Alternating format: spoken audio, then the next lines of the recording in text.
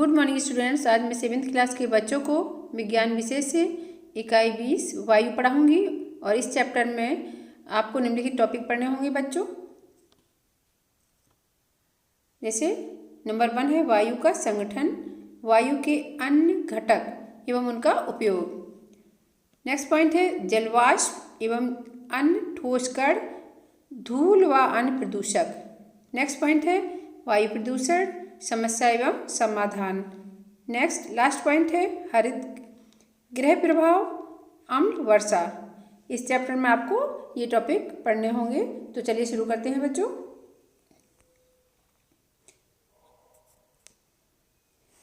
क्या कभी आपने सोचा है कि पृथ्वी पर जीवन क्यों है? क्या मंगल एवं चंद्रमा पर जीवन है? यदि नहीं है तो क्यों नहीं है? क्या कारण है? What is the reason? देखिए बच्चों, जीवित रहने के लिए वायु हमारे जीवन की पहली जरूरत है, आवश्यकता है। जल के बिना तो हम कुछ समय जीवित रह सकते हैं, परंतु वायु के बिना हम एक पल भी जीवित नहीं रह सकते हैं। आप देख सकते हैं ऐसे कि पानी पिए बगैर, यानी पानी के बिना तो आप कई घंटे गुजार देंगे, लेकिन आप थोड़ी देर के लिए मुंह और नाक को बंद कर लें और फील करें और ये देखें, मुंह और नाक को बंद करके ये देखें कि आप बिना सांस लिए कितने समय तक रह सकते हैं। तो आप थोड़ी ही देर में आपका दम घुटने जैसा लगने लगता है। क्यों? क्योंकि आपकी बॉडी के अंदर ऑक्सीजन नहीं जा पा रही है, इसलिए आपका दम घुटने जैसा लगता है। तो इससे पता चलता है कि ऑक्सीजन हमारे लिए कितनी ज़रूरी है। तो वही बोला गया है कि ऑक्सीजन के बिना हम जीवित नहीं रह सकते हैं, जबकि पानी के बिना हम कुछ समय यानी कुछ घंटों, कुछ दिनों के लिए जीवित रह भी सकते हैं। हमारी पृथ्वी पर पर्याप्त मात्रा में वायु एवं जल है। इसी कारण यहाँ पशु, पक्षी, पेड़ पौधे एवं मनुष्यों का जीवन है। पृथ्वी पर जीवन का मेन कारण है वायु और जल। तो हमारी पृथ्वी पर वायु और जल पर्याप्त मात्रा में होने के कारण पृथ्वी पर पशु पक्षी और पेड़ पौधे तथा मनुष्यों का जीवन संभव हो सका है। आगे देखते हैं बच्चों, हम कैसे जानेंगे कि हमारे आसपास वायु है? बिल्कुल सही कहा, क्योंकि वायु तो दिखती नहीं है, तो कैसे पता चले कि हमारे आसपास वायु है? देखिए, वायु रंगहीन, गंधहीन एवं स्वादहीन है। बिल्कुल ठीक कहा। वायु को आपने देखा है? कोई कलर देखा है? नहीं। वायु की कोई गंध है? नहीं। वायु का कोई स्वाद है? नहीं। इसलिए बोला गया कि वायु रंगहीन, गंधहीन एवं स्वादहीन है। ये वायु की भौतिक प्रॉपर्टी है, फिजिकल प्रॉपर्टी है। यह हमें दिखाई नहीं देती है। वाकई में वायु हमें दिखाई नहीं देती है, परंतु हम वायु की उपस्थिति को महसूस कर सकते हैं। किसके द्वारा? जैसे हवा के चलने के द्वारा, यानी पत्तियों के हिलने से हमें पता चलती है कि वायु कितनी हवा चल रही है या नहीं, तेज चल रही है या धीमी चल रही है, आंधी है या तूफान है। हमें पेड़ों की पत्तियों से पता चल जाता है वायु की गति। हम आकाश में अब वायु की उपस्थिति कैसे महसूस कर सकते हैं? आकाश में पतंग, गुब्बारे आदि उड़ाकर, है ना। आकाश में जब हम पतंग उड़ाते हैं और वायु हवा चलती है तो पतंग और ऊंचाई पर जाती है। इसी तरह से गुब्बारा भी, हवा चलती है तो गुब्बारा भी और उड़ता है, ऊपर उड़ता है। पेड़ और दूसरा किससे महसूस कर सकते हैं वायु को?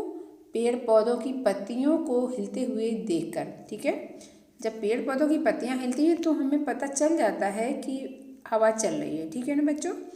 बच्चों को फिरकी घुमाते हुए देखते हुए, यानी फिरकी, जैसे ये फिरकी बनी हुई है, फिरकी के चित्र है, छोटे बच्चे इसको खूब चलाते हैं और जब हवा चलती है तो ये फिरकी ज़्यादा तेज घूमती है। ठीक है ना बच्चों।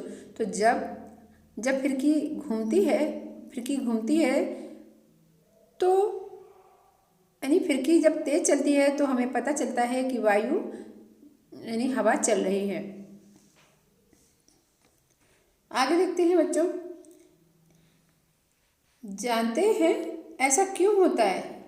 ऐसा वायु की उपस्थिति के कारण होता है। जैसे अभी उदाहरण दिया, पतंग का उड़ना, गुब्बारे आदि का उड़ना, पत्तियों का हिलना, बच्चों की फिरकी का घूमना, ये सब कैसे संभव हो रहा है? ये वायु की उपस्थिति के कारण ही संभव हो रहा है। हम निम्नलिखित उदाहरणों से वायु की उपस्थिति समझ सकते हैं। जैसे हम चलते हुए पंखे के सामने बैठ जाएं तो हमें ठंडक की अनुभूति होती है, यानी ठंडक महसूस होती है। यह वायु की उपस्थिति के कारण होता है। नेक्स्ट पॉइंट है, यदि पंखे के सामने कागज के टुकड़े रख दें तो वह उड़ने लगते हैं और गिर जाते हैं। यह भी वायु की उपस्थिति के कारण होता है। ठीक है, हम वायु को कैसे महसूस कर सकते हैं? एक तो अगर पंखे की बात हो रही है, अगर हम रूम में पंखा चल रहा है तो पंखे के नीचे हम बैठ जाएं और गर्मी तेज है तो क्या होगा? हमें ठंडक महसूस होती है। ठीक है ना? और इसके अलावा अगर टूटे हल्का यानी पेपर्स रखे हैं और या पेपर्स के टुकड़े रखे हैं और हम तेज पंखा चला देते हैं तो पेपर के टुकड़े जो है या पेपर उड़ने लगते हैं। तो इससे भी हम महसूस कर सकते हैं वायु को। ठीक है, वायु की उपस्थिति को महसूस कर सकते हैं। नेक्स्ट है पॉइंट, वायु। अब देखिए बच्चों, हमारी पृथ्वी चारों ओर वायु से घिरी है, यानी हमारी पृथ्वी जो है, जिस पृथ्वी पर रह रहे हैं वो क्या है? वो चारों ओर वायु से घिरी है। और वायु का घेरा हमारा वायुमंडल, यानी जो वायु यानी पृथ्वी चारों ओर वायु से घिरी हुई है और घिरा हुआ वायु के द्वारा घिरी हुई पृथ्वी को हम क्या कहते हैं? वायुमंडल। यानी वायु का यह घेरा जो किससे घिरा हुआ है? वायु से, उसे हम वायुमंडल कहते हैं। चलती हुई वायु हवा कहलाती है। ठीक है ना बच्चों? आप जानते हैं कहते हैं पृथ्वी गोल है, बट पृथ्वी गोल नहीं है। पृथ्वी ध्रुवों पर चपटी है ना? और पृथ्वी, जैसे मान लो ये हमारी पृथ्वी है और इसके चारों ओर जो वायु का लेयर है, ठीक है, वायु की लेयर है ना, वायु की मिक्सर की लेयर है, तो वो क्या है? वायुमंडल है। एटमॉस्फेयर एटमॉस्फेयर कहते हैं उसे। आगे देखते हैं बच्चों, यदि हवा बहुत अधिक तेज चलती है तो आंधी, तूफान या चक्रवात का रूप ले लेती है। ठीक है, हवा नॉर्मल है तो ठीक है, हवा चल रही है। इसके अलावा हवा की गति बढ़ने पर क्या कहते हैं हम? बहुत थोड़ा और तेज गति बढ़ जाती तो आंधी बोलते हैं, आंधी आ गई है। और उससे भी तेज गति होगी तो तूफान या फिर चक्रवात कहलाता है। चलिए आगे देखते हैं। क्रियाकलाप के माध्यम से समझते हैं कि वायु के बारे में निम्नलिखित तालिका 20.1 में दर्शाए गए तथ्यों को निर्देश के अनुसार पूर्ति कीजिए। तथ्य क्या है? आपको बताना है कि आप सहमत हैं या असहमत हैं। जैसे नंबर 1 है, वायु स्थान घेरती है। अगर हम बलून को फुला दें तो बलून का आकार बढ़ जाता है, तो बलून में क्या भरी हुई है? वायु। तो हम कह सकते हैं कि वायु स्थान घेरती है। ये इससे सहमत हैं। फिर दूसरा है, वायु दाब नहीं डालती है। ये गलत है, अर्थात वायु दाब डालती है। ठीक है ना? तीसरा पॉइंट है, वायु में भार है। बिल्कुल, वायु में भार होता है। एक बलून लें जो खाली दो बलून लें, एक बलून को खाली रखें और दूसरे बलून में हवा भर दें और दोनों बलून का अगर वेट करें तो पता चलता है कि जिस बलून में हवा भरी है उसका वजन भारी होता है। तो इससे सिद्ध होता है कि वायु में भार है, वायु में भार होता है।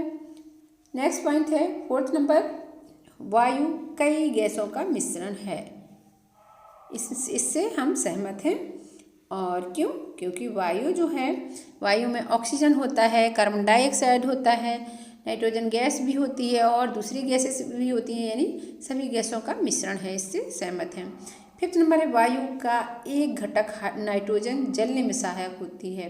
नहीं, वायु में जो ऑक्सीजन घटक है वो जलने में सहायक होती है। इससे यानी 5th पॉइंट से हम असहमत हैं क्योंकि ये गलत है।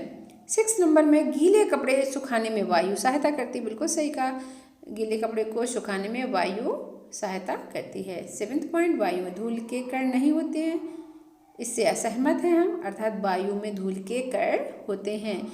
इसको हम कैसे पता कर सकते हैं कि वायु में धूल के कण होते हैं? अगर आपकी दीवार में यानी रूम है, रूम की दीवार में अगर होल है और वहाँ से अगर सनलाइट पास हो रही है तो देखने पर तो उस सनलाइट में हम देखेंगे कि छोटे छोटे वायु के कण चमकते हुए नजर आएंगे।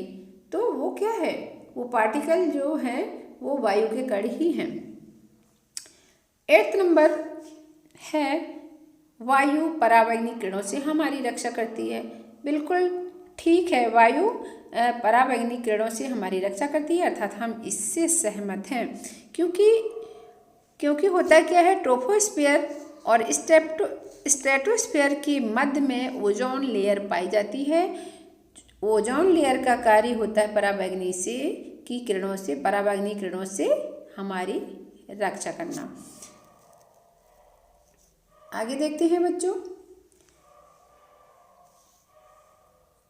सोचिए और लिखिए, ये आपके लिए है। वायु हमारे दैनिक जीवन में कहाँ कहाँ उपयोगी है, ये आपको करना है सोचकर। आगे देखते हैं बच्चों, वायु में विभिन्न गैसों की परसेंटेज या प्रतिशतता।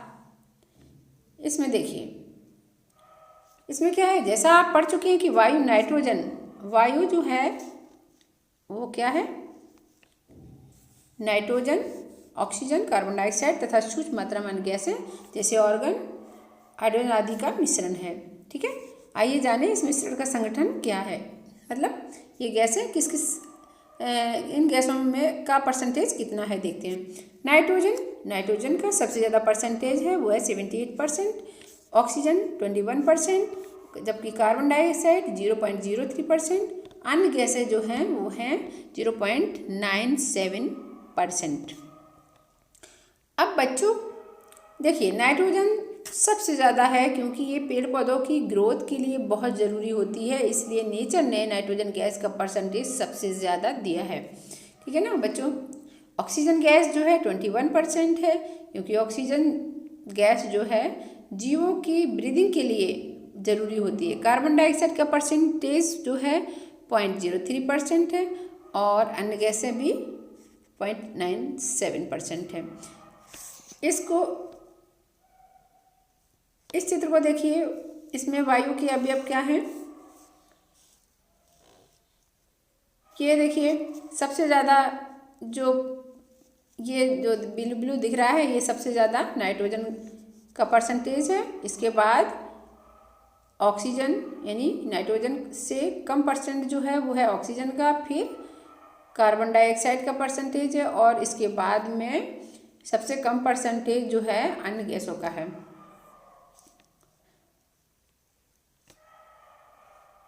इन गैसों के अतिरिक्त वायु में और क्या होता है, जलवाष्प भी होती है, यानी वाटर वेपर होती है, धूल के कण भी होते हैं, अन्य घटक भी उपस्थित रहते हैं जिनकी मात्रा में परिवर्तन होता रहता है। ऑक्सीजन एवं कार्बन डाइऑक्साइड हमारे जीवन के लिए बहुत जरूरी होती है। आइए वायु में इनकी उपस्थिति का पता लगाएं। चलिए आगे देखते हैं बच्चों, वायु में जलवाष्प की उपस्थिति।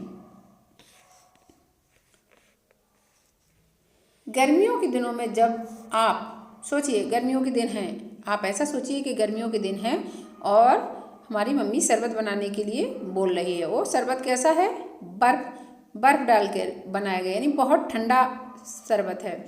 तो वही कहा है, गर्मियों के दिनों में जब आप शरबत में बर्फ डालकर किसी मेहमान के समक्ष रखते हैं तो आपने देखा होगा कि गिलास की बाहरी सरफेस पर पानी की छोटी छोटी बूंदें दिखाई पड़ती हैं ना बच्चों, दिखाई देती है ना। नहीं, बर्फ का यानी बहुत ठंडे पानी का जो शरबत बनाते हो तो उसकी गिलास की बाहरी सरफेस पर छोटी छोटी बूंदें दिखाई देती हैं। आपने देखा, कभी नोटिस किया होगा ना। कभी कभी ये बूंदें सरफेस पर धीरे धीरे लुढ़कने लगती हैं। जल की ये बूंदें कहाँ से आई? ये क्वेश्चन है आपके लिए कि जल की ये बूंदें कहाँ से आई जो पानी की बाहरी आउटर सरफेस पर इकट्ठी हो गई हैं। क्या ये शरबत के पानी से आई हैं? नहीं, ये बूंदें वायु में उपस्थित जलवाष्प से आई हैं। बताया था ना वायु में क्या क्या मिश्रण था वायु का। वायु में 78% नाइट्रोजन था, ऑक्सीजन था 21%, 0.03% कार्बन डाइऑक्साइड था और अदर गैसेस थी, है ना। उसमें अदर गैसेस में जलवाष्प भी थी।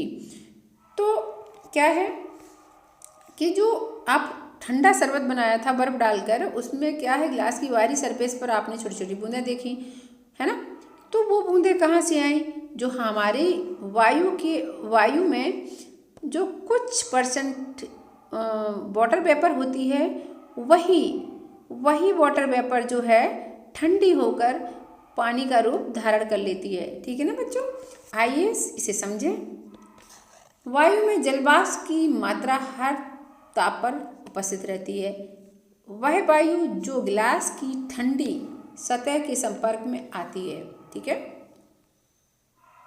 ठंडी सतह के संपर्क में आती है तो स्वयं ठंडी होने लगती है और वायु में उपस्थित जलवाष्प गिलास की ठंडी सतह पर पानी की बूंदों के रूप में संघनित हो जाती है, कंडेंस हो जाती है और यही बूंदें गिलास की बाहरी सतह पर दिखाई पड़ती हैं। जैसे आप देखते हैं, जैसे मान लीजिए पानी आप भगोने में गर्म करते हैं ढक्कन लगा के, ठीक है, उबालते हैं पानी, तो क्या होता है ढक्कन यानी भगोने के अंदर वाटर वेपर भर जाती है और अगर ढक्कन को हम हटा देते हैं, मान लीजिए ढक्कन को हटा के उल्टा रख देते हैं, तो क्या होता है वो वाटर वेपर जो है जैसे ही टेम्परेचर कम हुआ तो वाटर वेपर जो है पानी की बूंदों में यानी वाटर की ड्रॉप्स में बन जाती हैं। ठीक है ना, तो वही फंडा यहाँ भी लागू है। क्रियाकलाप 2 में देखिए क्या है बच्चों, जैसे वर्षा के दिनों में यानी वर्षा के दिनों में आपने देखा होगा कि खड़ा नमक है, खड़ा नमक या पिसा नमक भी है, अगर हम कटोरी में रख देते हैं तो उसमें नमक से पानी बन जाता है। ऐसा क्यों होता है? तो देखते हैं बच्चों, वर्षा के दिनों में क्या होता है, खड़ा नमक एक ढेला खुली वायु में रख दीजिए। थोड़े समय के बाद आप देखेंगे कि नमक को घेरे हुए चारों ओर नमी एकत्रित हो जाती है और ये नमी कहाँ से आती है? एटमॉस्फेयर से आती है ना।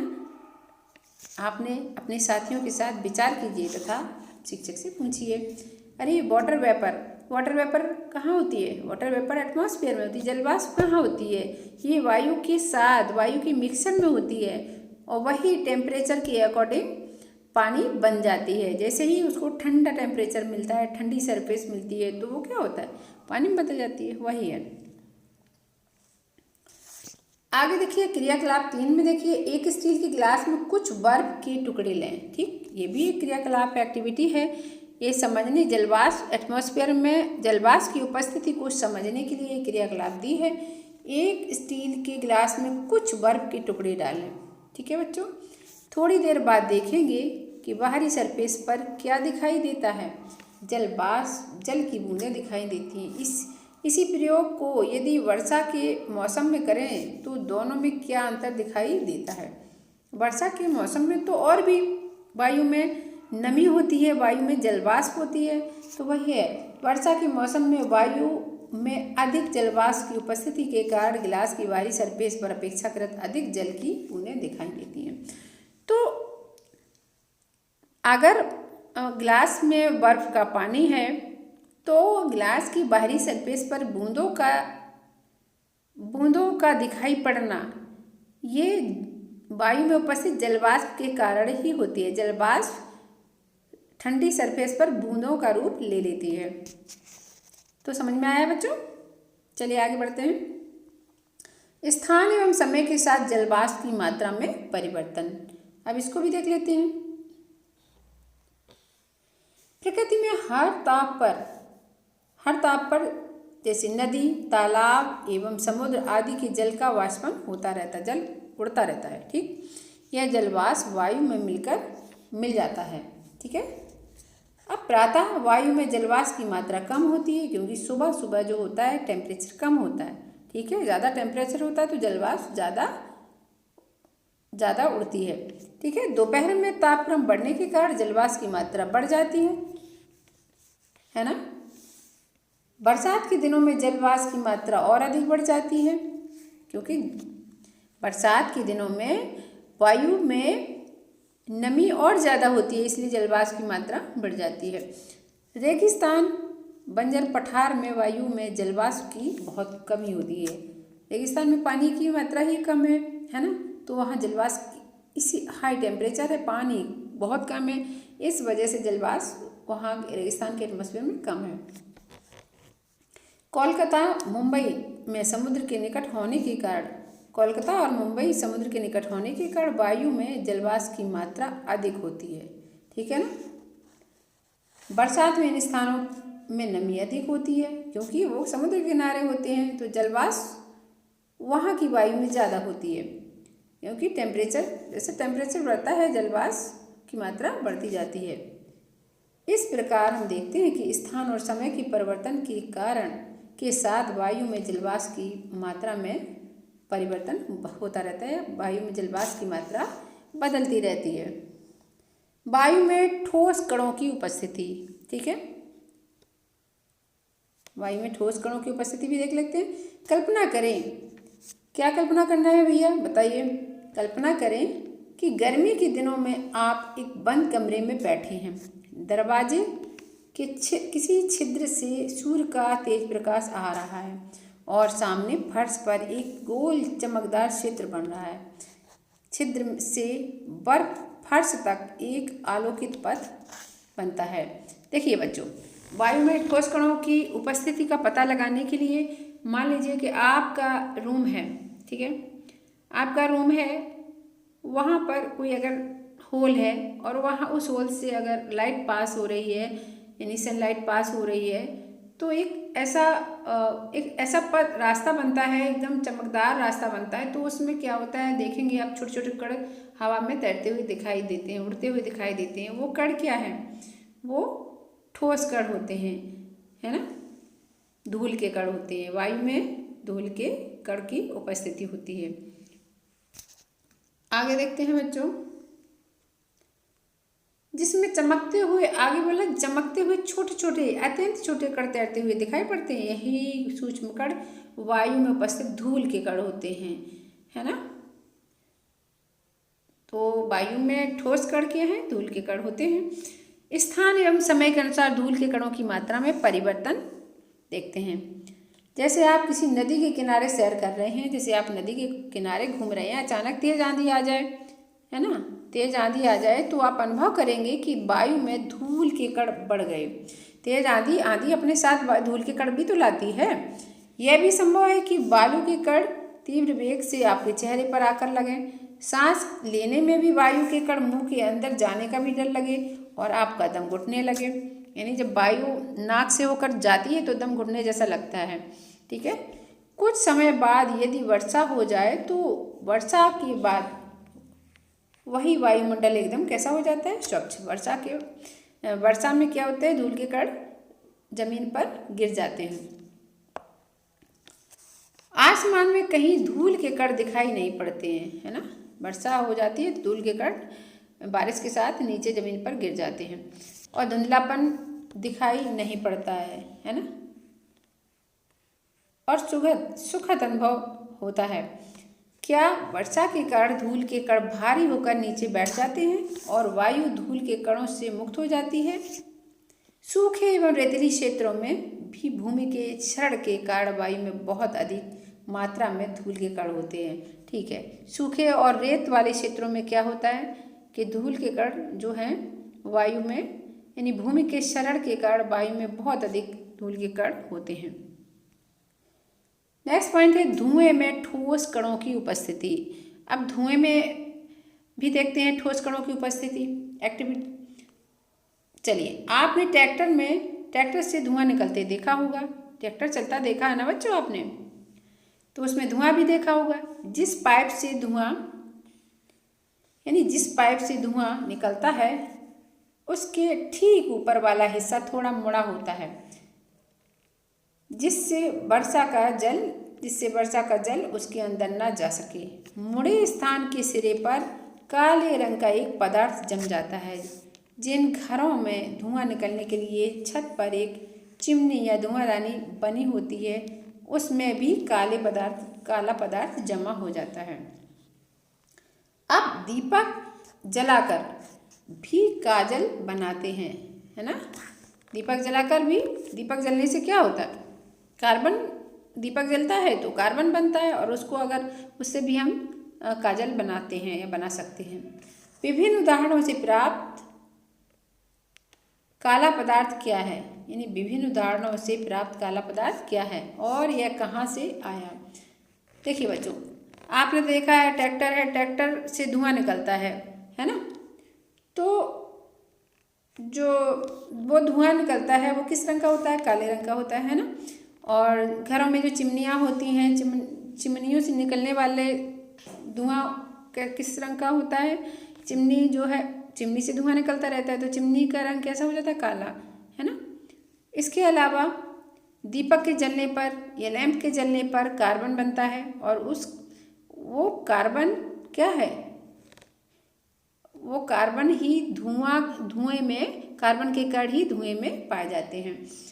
अब वास्तव में क्या है, जलते दीपक से, ट्रैक्टर से, धुएंदानी से या किसी कारखाने की चिमनी से प्राप्त धुएं में अत्यंत सूक्ष्म कार्बन के कण होते हैं। तो धुएं में क्या होता है, धुआं काला क्यों दिखाई पड़ता है, धुएं में कार्बन के कण होते हैं जो कि काले रंग के होते हैं। जो आँख से, कार्बन के कण जो है आँख इतने छोटे होते हैं कि आँखों से दिखाई नहीं देते हैं। यही, ठीक है बच्चों, यही कण इकट्ठे होकर काले पदार्थ के रूप में दिखाई देते हैं। जब यही धुआं वायु में मिल जाता है तो वायु में कार्बन के सूक्ष्म कणों की उपस्थिति हो जाती है। अब वायु के घटकों का उपयोग देख लेते हैं बच्चों। ये क्या दिया है, इसमें दिया है धुएं से स्वास्थ्य पर पड़ने वाला असर। क्या होता है, धुएं से सेहत पर क्या बुरा असर पड़ता है, बुरा प्रभाव पड़ता है। थकान व सुस्ती आती है, सिर दर्द होता है ना। आँखों में जलन, एलर्जी, सीने में दर्द, फेफड़ों से संबंधित बीमारी, गले में घाव, ये सब धुएं से नुकसान होता है स्वास्थ्य को। वायु के घटकों का उपयोग, नेक्स्ट पॉइंट है वायु के घटकों का उपयोग। वायु के घटक कौन कौन से थे, जो मैंने पहले बताए थे ना, ऑक्सीजन, नाइट्रोजन एवं कार्बन डाइऑक्साइड, ये वायु के मुख्य घटक हैं। तो इनके बारे में देखते हैं, इनका उपयोग देखते हैं। वायु के विभिन्न घटक जैसे ऑक्सीजन, नाइट्रोजन, कार्बन डाइऑक्साइड हमारे जीवन में बहुत उपयोगी हैं। इनके उपयोग निम्नलिखित हैं। ऑक्सीजन श्वसन के लिए आवश्यक है ना। जैसे बताया अभी, सांस लेने के लिए कौन सी गैस की ज़रूरत होती है, ऑक्सीजन की। क्योंकि और ऑक्सीजन, यानी ऑक्सीजन के बिना हम जिंदा नहीं रह सकते, यानी सांस लिए बिना हम जिंदा नहीं रह सकते हैं। और सांस में कौन सी गैस लेते हैं, ऑक्सीजन। इसीलिए ऑक्सीजन को हम जीवनदायिनी गैस भी कहते हैं। हम ये कैसे जानेंगे कि सांस लिए बगैर जिंदा नहीं रह सकते हैं, क्योंकि अगर हम मुँह नाक को बंद करके थोड़ी देर देखें तो पता चलता है कि हमारा दम घुटने लगता है। इससे साबित होता है, इससे पता चलता है कि ऑक्सीजन हमारे लिए कितनी ज़रूरी है। इसीलिए ऑक्सीजन को प्राणदायक गैस भी कहते हैं। ठीक है ना बच्चों। रोगियों को ऑक्सीजन सिलेंडर में से कृत्रिम श्वास दी जाती है। अधिक ऊंचाई या समुद्र की गहराई में जाने पर क्या होता है, ऑक्सीजन की मात्रा में परिवर्तन होता है, ऑक्सीजन की कमी हो जाती है। यानी अधिक ऊंचाई पर जाएं या अधिक गहराई पर जाएं तो ऑक्सीजन की मात्रा वहाँ कम हो जाती है। अधिक ऊंचाई तथा अधिक गहराई पर ऑक्सीजन, अधिक ऊंचाई या अधिक गहराई पर क्या होता है बच्चों, ऑक्सीजन की कमी को पूरा करने के लिए पर्वतारोही, यानी जो ऊंचाई पर जाते हैं, जो पर्वतों पर चढ़ते हैं उन्हें पर्वतारोही कहते हैं। यानी ऊंचाई पर जाने वाले लोग यानी पर्वतारोही ऑक्सीजन की कमी को पूरा करने के लिए क्या करते हैं, यानी ऑक्सीजन की कमी को पूरा करने के लिए पर्वतारोही या समुद्री गोताखोर तथा अंतरिक्ष यात्री सांस लेने के लिए अपने साथ ऑक्सीजन के सिलेंडर ले जाते हैं। ऑक्सीजन किसी वस्तु के जलने में सहायक है। जलने में सहायक। देखते हैं बच्चों, यदि जलती हुई मोमबत्ती को आपने ये एक्टिविटी देखिए, आप घर पर एक्टिविटी करके देखिए। एक कैंडल जलाइए और कैंडल को कांच की गिलास से ढक दीजिए, तो क्या होगा कि जलती हुई कैंडल जो है बुझ जाएगी। कैंडल के बजाय कोई भी दीपक ले लें तो वो भी बुझ जाएगा। क्यों? क्योंकि उसको ऑक्सीजन नहीं मिलेगी जो एटमॉस्फेयर में उपलब्ध है, अवेलेबल है। ठीक है, ऑक्सीजन के अभाव में कोई भी चीज़ नहीं जलती है ना बच्चों। तो दीपक के माध्यम से हम इसकी ऑक्सीजन जलने में सहायक है, इसको समझने के लिए दीपक की एक्टिविटी कर सकते हैं, या फिर हम कैंडल की एक्टिविटी कर सकते हैं। कैंडल, जलती हुई कैंडल को हम कांच के गिलास से ढक देंगे तो कैंडल बुझ जाएगी। इससे पता चलता है कि ऑक्सीजन गैस जलने में सहायक है। ऑक्सीजन ना मिलने के कारण कैंडल बुझ जाती है। अब नाइट्रोजन का प्रयोग उर्वरक बनाने में, जो हमारे एटमॉस्फेयर में वायु के घटक थे उनका प्रयोग हम देख रहे हैं। अब नाइट्रोजन का उपयोग उर्वरक बनाने में तो देख लेते हैं बच्चों।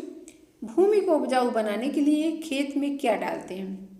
भूमि को उपजाऊ बनाने के लिए खाद तथा उर्वरक प्रयोग किया जाता है।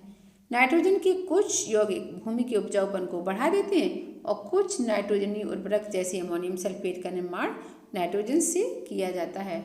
इसी प्रकार नाइट्रिक अम्ल का निर्माण भी नाइट्रोजन से किया जाता है। आजकल पैकेट बंद जलपान सामग्री जैसे आलू चिप्स बिना पके और बिना तले भोजन के लिए तैयार खाद्य पदार्थों को ताज़ा रखने के लिए उनके पैकेटों में नाइट्रोजन गैस भरी जाती है, क्योंकि नाइट्रोजन गैस पैकेट की वाष्प को ख़त्म कर देती है। तो बच्चों ये बताइए, जिन बच्चों के घर में खेती है तो उनके पापा अक्सर खेत पर जाते होंगे और फसल को अच्छा, यानी फसल की अच्छी ग्रोथ के लिए वो मिट्टी में क्या मिलाते हैं? वो मिट्टी में उर्वरक मिलाते हैं। ठीक है, अब कौन सा उर्वरक मिलाते हैं? जैसे यूरिया मिलाते हैं। ठीक है, यूरिया, अमोनियम सल्फेट आदि उर्वरक मिलाते हैं, खाद मिलाते हैं, जिससे क्या होता है? मिट्टी में उपजाऊपन बढ़ जाता है और उपजाऊपन बढ़ने से क्या होता है? फसल अच्छी ग्रो करती है। ठीक है, इसी प्रकार नाइट्रिक अम्ल का निर्माण भी, नाइट्रिक अम्ल का फॉर्मूला क्या है? NO3 है और HNO3 में N भी प्रेजेंट है, यानी नाइट्रोजन एलिमेंट भी उपस्थित है। इससे पता चलता है कि नाइट्रोजन का उपयोग नाइट्रिक एसिड को बनाने में किया जाता है। और आजकल अब देखिए नाइट्रोजन का नेक्स्ट उपयोग क्या है कि पैकेट बंद जितनी भी चीज़ें हैं जैसे आलू चिप्स और भी बहुत सारी स्नैक्स हैं, उनको हमेशा ताज़ा रखने के लिए क्या करते हैं? वो उन पैकेटों में नाइट्रोजन गैस को भर देते हैं, जिससे वो चीज़ खराब नहीं होती है और नाइट्रोजन गैस पैकेट की वायु को एब्जॉर्ब कर लेती, ख़त्म कर देती है। ठीक है, आगे देखते हैं बच्चों। कार्बन डाइऑक्साइड का प्रयोग प्रकाश संश्लेषण में। आपको कई बार बताया प्रकाश संश्लेषण की प्रोसेस के बारे में। प्रकाश संश्लेषण को इंग्लिश में फोटोसिंथेसिस कहते हैं। और प्रकाश संश्लेषण में की क्रिया को संपन्न करने के लिए या प्रकाश संश्लेषण क्रिया कंप्लीट होने के लिए कौन कौन से घटक की जरूरत पड़ती है? जैसे आपको कार्बन डाइऑक्साइड, वाटर और सनलाइट, क्लोरोफिल, ये घटक की ज़रूरत होती है प्रकाश संश्लेषण क्रिया को कंप्लीट होने में। तो यहाँ हम बात करेंगे सिर्फ कार्बन डाइऑक्साइड की। ठीक है, देखते हैं बच्चों। पेड़ पौधे प्रकाश की उपस्थिति में कार्बन डाइऑक्साइड तथा जल से क्रिया करके जल से प्रकाश संश्लेषण क्रिया द्वारा भोजन तथा ऑक्सीजन का निर्माण करते हैं।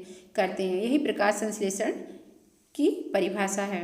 क्या? सभी हरे पेड़ पौधे प्रकाश की उपस्थिति में, यानी सनलाइट की उपस्थिति में कार्बन डाइऑक्साइड तथा जल से क्रिया करके भोज्य पदार्थ और ऑक्सीजन का निर्माण करते हैं और इस क्रिया को प्रकाश संश्लेषण या फोटोसिंथेसिस कहते हैं। कार्बन डाइऑक्साइड गैस आग को बुझाने में सहायक, यानी कार्बन डाइऑक्साइड गैस का उपयोग आग बुझाने में भी किया जाता है। जैसे कि एक्टिविटी के माध्यम से देखते हैं। एक मोमबत्ती को क्या करना है आपको? सिंपल एक्टिविटी है। एक मोमबत्ती लेंगे, एक गिलास की तली में चिपका देते हैं। 1 चम्मच खाने का सोडा डाल देते हैं, यानी सोडियम बाइकार्बोनेट। खाने के सोडे का सूत्र क्या है? Sodium bicarbonate. गिलास में डाल देते हैं तथा मोमबत्ती को जला दें, यानी मोमबत्ती को लें और मोमबत्ती को गिलास की बॉटम में चिपका दें। फिर 1 चम्मच उसमें सोडियम बाइकार्बोनेट डालें और अब मोमबत्ती को जला देना है। ठीक है। अब गिलास में मोमबत्ती की आधी ऊंचाई तक विनेगर डालें, सिरका डालें। क्या दिखाई देता है? अब उसको देखें, अवलोकन करें। बुलबुले निकलते हैं। ऐसा करने पर क्या होता है? जो आपने विनेगर भरा था उसमें बबल्स निकलते दिखाई देते हैं, तथा बबल्स जैसे निकलते हैं तो होता क्या है कि आपकी जो जलती मोमबत्ती बुझ जाती है। क्यों? ऐसा क्यों होता है? खाने का सोडा सिरके में उपस्थित, खाने का सोडा जो होता है सिरके में उपस्थित एसिटिक अम्ल से क्रिया करके क्या बना देती है? कार्बन डाइऑक्साइड गैस, जो जलती मोमबत्ती को बुझा देती है। अतः कार्बन डाइऑक्साइड आग को बुझाने में सहायक है। ये ठीक है। इस गुण के कारण कार्बन डाइऑक्साइड गैस का उपयोग अग्निशामक यंत्र में आग बुझाने में किया जाता है। ये दिया गया, कार्बन डाइऑक्साइड गैस आग को बुझाने में हेल्पफुल है। ये आपका एक्सपेरिमेंट करते हुए दिखाया गया है। ये जो है गिलास है, कांच का गिलास, इसमें थोड़ा सा पड़ा हुआ है सोडियम बाइकार्बोनेट, और इसके बाद ये क्या कर रहे हैं? विनेगर डाल रहे हैं इसमें। ठीक है, आधा विनेगर डाल देंगे। इसके बाद में क्या होगा? इसमें बबल्स उठते हैं। ठीक है, बबल्स उठते हैं, वो बबल्स कार्बन डाइऑक्साइड के होते हैं, जिसके कारण ये जलती हुई मोमबत्ती बुझ जाती है। चलिए बच्चों आगे देखते हैं, कुछ और भी जाने। क्या आगे क्या है?